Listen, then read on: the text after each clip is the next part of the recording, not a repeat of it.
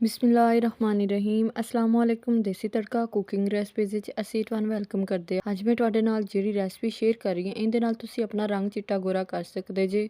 ਇਹ ਚਨੇ ਦੇ ਪਾਣੀ ਦਾ ਕੋਈ ਨੁਕਸਾਨ ਨਹੀਂ ਹੁੰਦਾ, ਇਹਦਾ ਫਾਇਦਾ ਹੀ ਫਾਇਦਾ ਹੈ। ਇੱਕ ਤਾਂ ਇਹ ਆਪਾਂ ਨੂੰ ਤਾਕਤ ਵੀ ਦਿੰਦਾ ਹੈ, ਹੱਡੀਆਂ ਨੂੰ ਮਜ਼ਬੂਤ ਕਰਦਾ ਹੈ ਤੇ ਨਾਲ ਆਪਣੀ ਚਿਹਰੇ ਦੀ ਰੰਗਤ ਨੂੰ ਸਾਫ਼ ਕਰਦਾ ਹੈ, ਝਰੀਆਂ ਨੂੰ ਸਾਫ਼ ਕਰਦਾ ਹੈ, ਛਾਈਆਂ ਖਤਮ ਕਰਦਾ ਹੈ। ਇਸ ਵਾਸਤੇ ਇਸ ਟੋਟਕੇ ਨੂੰ ਤੁਸੀਂ ਜ਼ਰੂਰ ਟਰਾਈ ਕਰਨਾ। ਇਹਦੇ ਨਾਲ ਹੀ ਰੈਸਪੀ ਨੂੰ ਬਣਾਉਣਾ ਸਟਾਰਟ ਕਰਦੀ ਹਾਂ। ਸਭ ਤੋਂ ਪਹਿਲੇ ਚੁੱਲ੍ਹੇ ਤੇ ਕੜਾਈ ਰੱਖੀ, ਜਿਹਦੇ ਅੰਦਰ ਮੈਂ 1.5 ਕਿਲੋ ਪਾਣੀ डाल ਦਿੱਤਾ।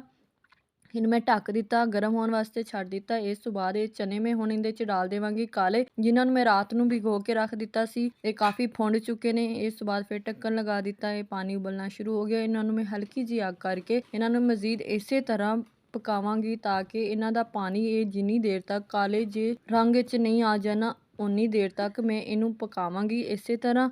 ਬਸ ਇਹਨੂੰ ਪਕਾਉਂਦਿਆਂ ਹੋਇਆਂ ਮੈਨੂੰ 20 ਮਿੰਟ ਲੱਗੇ ਨੇ ਹਲਕੀ ਜਿਹੀ ਅੱਗ ਕਰਕੇ, ਤੇ ਇਹ ਚਨੇ ਵੀ ਗਲ ਚੁੱਕੇ ਨੇ ਤੇ ਇਹਨਾਂ ਦਾ ਪਾਣੀ ਜਿਹੜਾ ਹੈ ਤੁਹਾਨੂੰ ਦਿਖਾਉਂਦੀ ਜਾਵਾਂ ਕਿੰਨਾ ਸੰਘਣਾ ਹੋ ਚੁੱਕਿਆ ਹੈ। ਇਹ ਸਾਰਾ ਇਹਦਾ ਟੇਸਟ ਚਨਿਆਂ ਦਾ ਪਾਣੀ ਦੇ ਅੰਦਰ ਆ ਗਿਆ। ਹੁਣ ਇਹ ਚਨਿਆਂ ਦਾ ਪਾਣੀ ਨਿਕਾਲ ਕੇ ਮੈਂ ਸਾਈਡ ਤੇ ਕਰ ਲਵਾਂਗੀ।